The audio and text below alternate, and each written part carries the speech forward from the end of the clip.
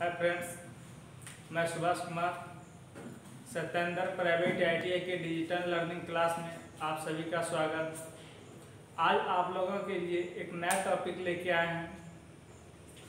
Megger के द्वारा cable में दोष का पता लगाना। यानी पिछले क्लास में हम लोग पढ़े थे ओपन सर्किट टेस्ट दोष, शॉर्ट सर्किट दोष और open circuit test, short circuit test और अर्थ सर्किट टेस्ट। तो हम लोग मेगर के द्वारा किस प्रकार ओपन सर्किट टेस्ट ज्ञात करते हैं, एक डायग्राम बनाते हैं। ये एक केबल है।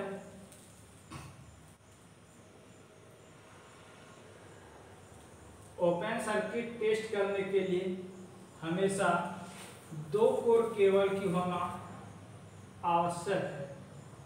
एक कोर केबल में मेगर के द्वारा ओपन सर्किट टेस्ट ज्ञात नहीं कर सकते हैं। देखिए, ये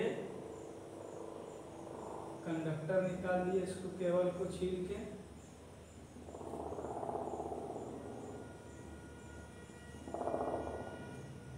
ये क्या है, केबल। ये क्या है, वायर। अब इसको लगाने के लिए क्या करना पड़ता है, मेगर को, ये एक मेगर बना रहे हैं। यहाँ पे मेगर का हैंडल होता है और यहाँ पे एक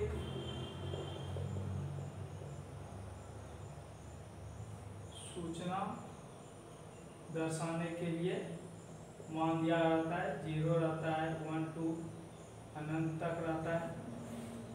और यहाँ पे एक L सिरा और एक E सिरा होता है, जो कि L सिरा और E सिरा दोनों को एक केबल से इसके द्वारा कनेक्ट कर दिया जाता है और इसको इसके द्वारा कनेक्ट कर दिया जाता है और इस केबल के अंतिम सिरे को आपस में शॉर्ट कर दिया जाता है।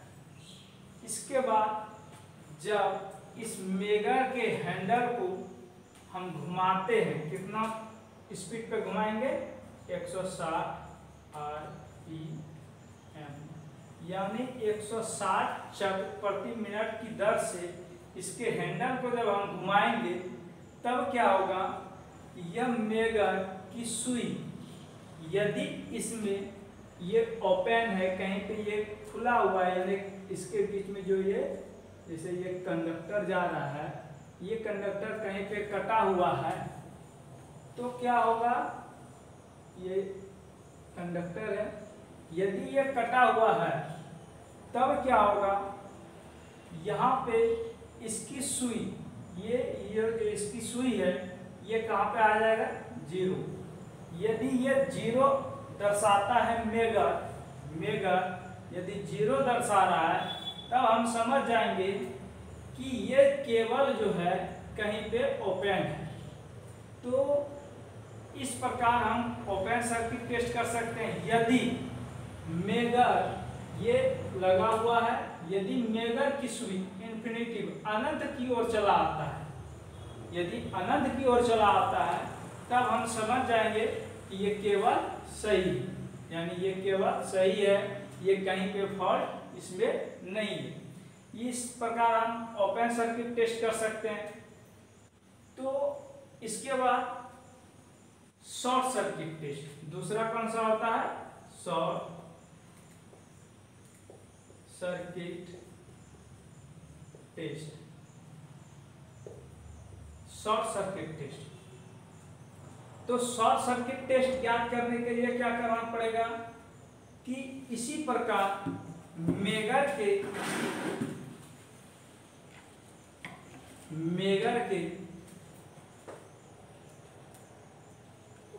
हैंडल को शॉर्ट सर्किट टेस्ट में भी इसी प्रकार से कनेक्ट करेंगे।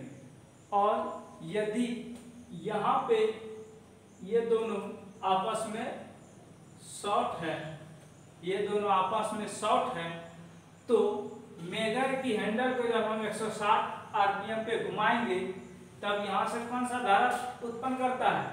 डीसी। डीसी धारा उत्पन्न करता है कौन? मेगर। एग्जाम में पूछा जाता है कभी कभी मेगर कौन सा धारा देता है? डीसी धारा देता है। और यह जो है कितना आरपीएम पे घुमाया जाता है? 160 के आरपीएम पर। यदि 160 से अधिक आरपीएम पे भी हम इसको घुमाएंगे, इसके पास एक चक्र लगा होता है और वह हैंडल को स्लिप कर देता है, यानी 160 के आरपीएम से अधिक पे ये मेगर नहीं घूमेगा। जैसे ही अधिक पे घुमाएंगे तो ये मूव कर देगा, उसको स्लिप कर देगा। तो शॉर्ट सर्किट टेस्ट में क्या होगा कि मेगर